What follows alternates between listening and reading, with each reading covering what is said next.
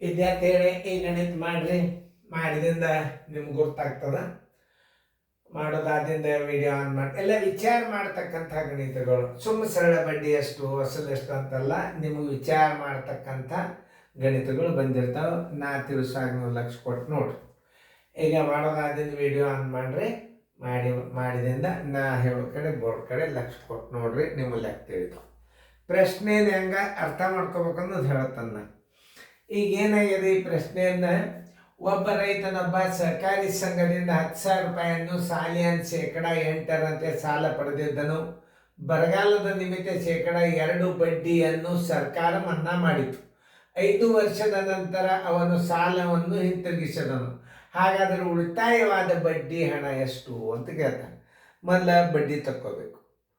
ಅವ ಉಳಿತಾಯವಾದ ಬಡ್ಡಿ ಎಷ್ಟು ಅಂತ ಕೇಳ. ಮೊದಲ ಬಡ್ಡಿ ಎಷ್ಟಾಗ್ತದಂತ ನೀವು ತಿಳ್ಕೊಂಡ್ರಿ ಅಂದ್ರೆ ಎಷ್ಟು ಉಳಿತಾಯ ಆಗ್ತದ ಅನ್ನೋದು ಗೊತ್ತಾಗ್ತದೆ. ಹಿಂತಿರುಗಿಸಬೇಕಾದ ಹಣ ಅಂತೂ 10,000 ಅಂತೂ ಡೆಫಿನೆಟ್. ಮೊದಲು ಏನು ಮಾಡಬೇಕು, 5 ವರ್ಷಕ್ಕೆ ಅವ್ನು ಕಟ್ಟಬೇಕಾಗ್ತದ ಬಡ್ಡಿ ಎಷ್ಟು ಅಂತ ತಿಳ್ಕೊಬೇಕು. ಎರಡೂ ಒಂದೇ. ಬಡ್ಡಿಯನ್ನು ಉಳಿತಾಯವಾದ ಬಡ್ಡಿ ಹಣ ಎಷ್ಟು ಅಂತ ಕೇಳಂದಾಗ ನೀವು ಮೊದಲು ಏನು ಮಾಡಬೇಕು, ಸರಳ ಬಡ್ಡಿ ತಗೋಬೇಕು. ಬಡ್ಡಿ ಬರೋಬ್ಬರಿ ಅಸಲು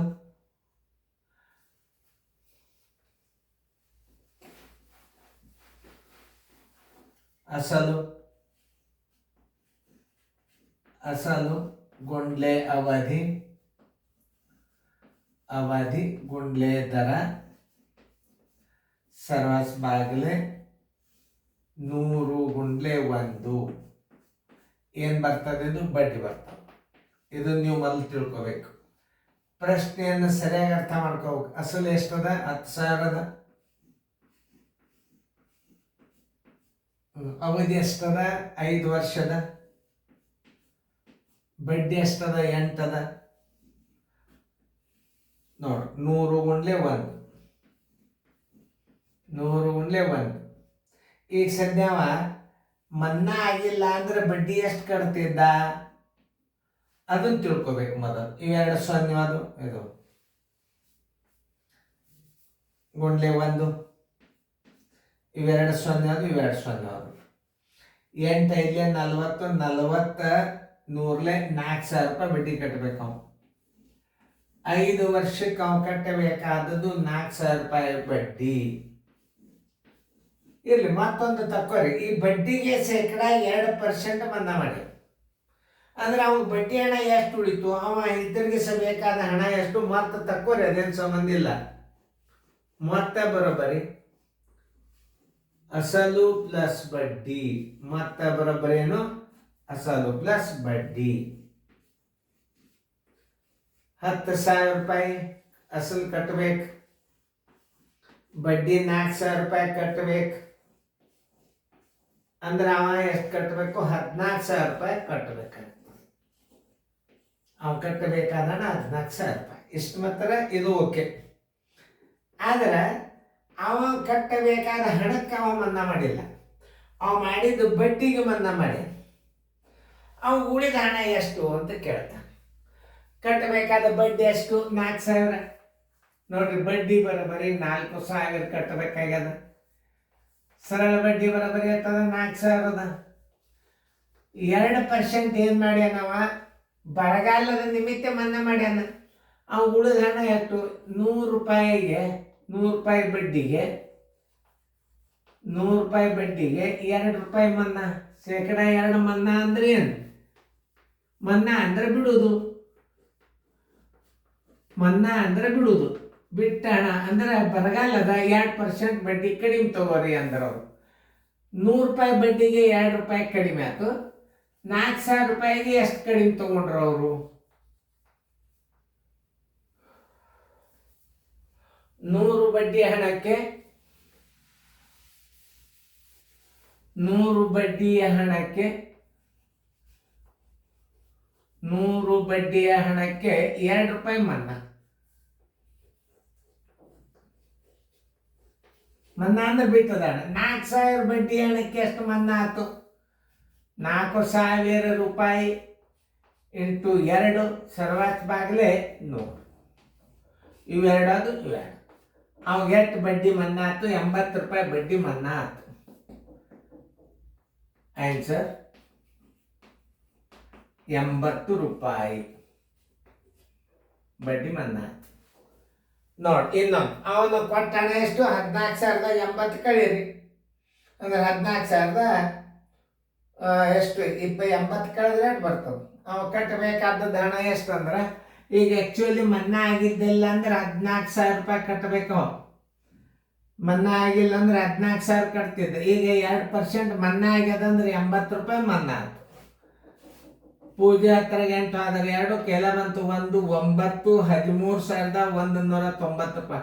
ಅವನು ಹಿಂತಿರುಗಿಸಿದ ಹಣ ಎಷ್ಟು ಅಂತ ಕೇಳಿದ್ದ ಅಂದ್ರೆ ಎಷ್ಟು ಹಾಕಬೇಕು? Extra answer. ಇದು ಎಕ್ಸ್ಟ್ರಾ ಆನ್ಸರ್ ಅಂದ್ರೆ ಅವನು ಹಿಂದಿರುಗಿಸಿದ ಹಣ ಎಷ್ಟು ಅಂತಂದ್ರೆ 13,920 ರೂಪಾಯಿ ಅಂತ ನೀವು ಹಾಕಬೇಕು.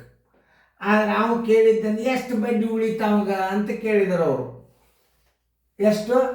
14,000ಕ್ಕೆ ಅವ್ನಿಗೆ 80 ರೂಪಾಯಿ ಉಳಿತು. 14,000 4,000 ರೂಪಾಯಿ ಬಡ್ಡಿಗೆ 80 ರೂಪಾಯಿ ಉಳಿತು ಅಂದ್ರೆ 13,900.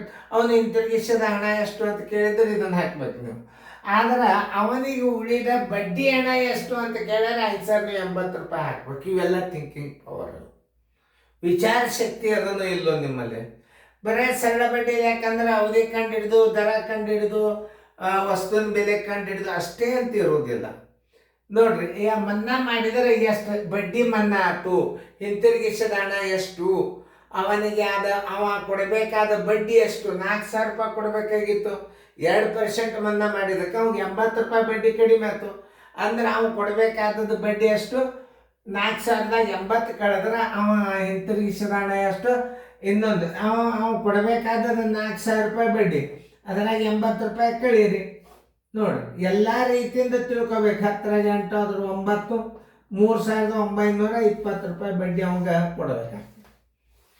ನೋಡಿ, ಅವನು ಹಿಂತಿರುಗಿಸಿದ ಬಡ್ಡಿ ಎಷ್ಟು ಅಂತ ಕೇಳ್ಬೋದು, ಮತ್ತೆಷ್ಟು ಅಂತ ಕೇಳ್ಬೋದು, ಅವಾಗ ಉಳಿದ ಬಡ್ಡಿ ಎಷ್ಟು ಅಂತ ಕೇಳ್ಬೋದು. ಯಾವ ರೀತಿ ಒಳಗೆ ಹೆಂಗೆ ಪ್ರಶ್ನೆ ಕೇಳ್ತಾನ ಅದನ್ನು ನೀವು ಅರ್ಥ ಮಾಡ್ಕೋಬೇಕು. ನೋಡ್ರಿ, ಅವನಿಗೆ ಹಿಂತಿರುಗಿಸಿದ ಬಡ್ಡಿ ಎಷ್ಟು ಇದನ್ನ ಹಚ್ಚಬೇಕು. ಉಳಿದ ಹಣ ಎಷ್ಟು? 80 ಹಚ್ಚಬೇಕು. ಅವನು ಹಿಂತಿರುಗಿಸಿದ ಹಣ ಎಷ್ಟು? 13,920 ರೂಪಾಯಿ ಅಂತ. ಪ್ರತಿಯೊಂದು ಲೆಕ್ಕಗಳನ್ನು ವಿಚಾರದ ಶಕ್ತಿ ನಿಮ್ಮಲ್ಲಿ ಬರಬೇಕು. ಸರಳ ಬಡ್ಡಿ, ಅವಧಿ, ದರ, ರೇಡಿಯೋದ ಮೇಲೆ ಅಲ್ಲ. ಯಾವುದೇ ಒಂದು ಗಣಿತಗಳನ್ನು ಥಿಂಕಿಂಗ್ ಪವರ್ ವಿಚಾರ ಮಾಡ ಅವ ಪ್ರಶ್ನೆಗಳನ್ನು ಇದನ್ನು 3 ರೀತಿ ಒಳಗೆ ಕೇಳಬಹುದು. ಅವನಿಗೆ ಮನ್ನಾ ಆದ್ದರಿಂದ ಅವನು ಹಿಂತಿರುಗಿಸಿದ ಹಣ ಎಷ್ಟು? 13,920. 2% ಮನ್ನಾ ಮಾಡಿದ್ದರಿಂದ ಅವನು ಹಿಂತಿರುಗಿಸಬೇಕಾದ ಬಡ್ಡಿ ಎಷ್ಟು ಅಂತ ಕೇಳಿದ್ರೆ 13,920 ಅಂತ ಕೇಳಬಹುದು. ಅವನಿಗೆ ಹಿಂತಿರುಗಿಸಿದ ಮೊತ್ತ ಎಷ್ಟು ಅಂತ ಕೇಳಿದಾಗ 13,920. ಅವನಿಗೆ ಉಳಿದ ಬಡ್ಡಿ ಎಷ್ಟು ಅಂದರೆ 80 ರೂಪಾಯಿ ಅಂತ. ಯಾವುದೇ ಒಂದು ಗಣಿತಗಳನ್ನು ಸರಿಯಾಗಿ ಅರ್ಥ ಮಾಡ್ಕೋಬೇಕು ಪ್ರಶ್ನೆಗಳನ್ನು. ಇಂಥ ಗಣಿತಗಳನ್ನು ನೀವು ಕಲ್ತರ ಬ್ಯಾಂಕಿನ ಆಫೀಸರ್ ಆಗೋದು ಗ್ಯಾರಂಟಿನೇ, ಏನು ಸಂಶಯನೇ ಇಲ್ಲ. ಇವೆಲ್ಲ ಸೈನಿಕ್ ಸ್ಕೂಲೇ ಬಿದ್ದಿದ್ದು ಅವಾಗ. ಈಗೆಲ್ಲ ಗಣಿತಗಳು ಏನಾಗ್ಬಿಟ್ಟವ, ನೀವು ಪಾಸ್ ಆಗಬೇಕು ಅನ್ನುವಂಥ ರೀತಿಯಿಂದ ಕ್ವಶನ್ ಪೇಪರ್ಗಳನ್ನು ಪಾಸ್ ಆಗೋದ್ರಿಂದ ನಿಮಗೆ ಭವಿಷ್ಯ ಇಲ್ಲ. ಇಂಥ ಕಠಿಣ ಲೆಕ್ಕ ಕಲಿಯರಿ. ಸೈನಿಕ್ ಸ್ಕೂಲ್ ಪೇಪರ್ ಪಾಸ್ ಆಗಿ ಬರ್ರಿ, ಇದನ್ನು ಟ್ಯೂಷನ್ ಕ್ಲಾಸ್ ಅಂತೂ ತಗೋರಿ. ಇದನ್ನು ದಿನಾಲು 2 ತಾಸು ಟ್ಯೂಷನ್ ಅಂತ ನೀವು ಮನ್ಯಾಗ ಕಲ್ತವ್ರು ಯಾರಾದ್ರೂ ನಿಮ್ಮ ಮಕ್ಕಳಿಗೆ ವಿದ್ಯಾರ್ಜನೆ ಮಾಡಿಬಿಟ್ರಿ ಅಂದ್ರೆ ನಿಮ್ಮ ಮಕ್ಕಳಿಗೆ ಒಂದು ಸ್ಟ್ಯಾಂಡರ್ಡ್, ಇನ್ನೊಂದೇನು merit selection any one post ಅದಾಳು. ಟೀಚರ್ ತಗೋರಿ, ಬ್ಯಾಂಕಿನ ಆಫೀಸರ್ ತಗೋರಿ, ಇದಕ್ಕೆ ಸೈನಿಕ್ ಸ್ಕೂಲ್ ತಗೋರಿ, ನವೋದಯಕ್ಕೆ ತಗೋರಿ. ಇಂಥ ಥಿಂಕಿಂಗ್ ಪವರ್ ಗಣಿತ ಬಂದ ಈಗಿನ ಗಣಿತಗಳು ಔಟ್ ಆಫ್ ಔಟ್ ತೊಗೊಂಡ್ಬಿಡ್ತಾರೆ. 150ಕ್ಕೆ 150 ತೊಗೊಂಡ್ಬಿಡ್ತಾರೆ ಗಣಿತಕ್ಕೆ. ಯಾಕೆ ತಗೋತಾರೆ ಅಂದರೆ ವಿಚಾರ ಶಕ್ತಿನೇ ಜಾಸ್ತಿ ತುಂಬಿಬಿಡುತ್ತೇವೆ ನಾವು. ಮನೆಯೊಳಗೆ ಮಕ್ಕಳಿಗೆ ಇಂಥ ಗಣಿತಗಳನ್ನು ಹೋಮ್ವರ್ಕ್ ಅಂತ ತಿಳ್ಕೊಂಡ್ರೆ ಯಾಕಲ್ಲ ಇಂಥ ವಿಡಿಯೋ ಕ್ಲಾಸ್ಗಳನ್ನು ಉಪಯೋಗ ಮಾಡೋದು. ಈ ಟೈಪ್ ನಿಮಗೆ ವಿಡಿಯೋಗಳನ್ನು ಮಾಡಿ ನಿಮಗೆ ಸಿಗೋದು ಭಾಳ ಅಂದ್ರೆ ಭಾಳ ವಿರಳ. ಈ ಅವಕಾಶನ ಕಳ್ಕೊಬೇಡ್ರಿ. ದಿನಾಲು ಒಂದು ತಾಸರೇ ಈ ಮಕ್ಕಳಿಗೆ ನೀವು ಮನೆಯೊಳಗೆ ಹಿಂಗೆ ಕ್ಲಾಸ್ ತೊಗೊಂಡ್ಬಿಟ್ರಿ ಅಂದರೆ ಅವರು ಸ್ಕೂಲ್ನಾಗ ಟೀಚರ್ಗಳು ಸಹಿತ ಭಾರಿ ಖುಷಿ ಆಗ್ತಾರೆ. ಎಷ್ಟು ತಯಾರಾಗ್ಯಾರಪ್ಪ, ನೀವು ತಯಾರು ಮಾಡಿದ್ದಕ್ಕೆ ಮಕ್ಕಳಿಗೆ ಒಳ್ಳೇದಾಗ್ತದೆ. ಇದು ಏನು ಭಾಳ ಇರಂಗಿಲ್ಲ ಚಾರ್ಜ್. ನಿಮ್ಗೇನು ಒಂದು ತಿಂಗಳಿಗೆ ಅದು ಸ್ವಲ್ಪ ಕಡಿಮೆ ಆಗ್ತದೆ, ಅಷ್ಟು ರೀಚಾರ್ಜ್ ಮಾಡಿ ನೀವು ತೊಗೋಬೇಕು. ಮಕ್ಕಳನ್ನ ತಯಾರು ಮಾಡಬೇಕು. ಹುಡುಗರನ್ನ ಶಾಣ್ಯಾರದಿಂದ ಪ್ರತಿಫಲ, ಶೂರತನದಿಂದ ಗೆದ್ದಿದ್ದು ಬೇರೆ, ಸೈನಿಕರಿಂದ ಗೆದ್ದಿದ್ದು ಬೇರೆ. ರಾಜನ ಯುದ್ಧ ಇದು, ರಾಜ ಸ್ವತಃ ಯುದ್ಧ ಆಡ್ಲಿಕ್ಕೆ ಹೋಗೋದು, ಅವ ಧೈರ್ಯಶಾಲಿ, ರಾಜ ಯುದ್ಧ ಆಡ್ಲಿಕ್ಕೆ ಹೋದಂಗಿದು. ಅವೆಲ್ಲ ಏನು ಸೈನಿಕರು ಯುದ್ಧ ಆಡ್ಲಿಕ್ಕೆ ಹೋದ, ಸೈನಿಕರು ಗೆಲ್ಲಿಸ್ತಾರೆ. ಅದನ್ನು ತಿಳ್ಕೊಬೇಕು.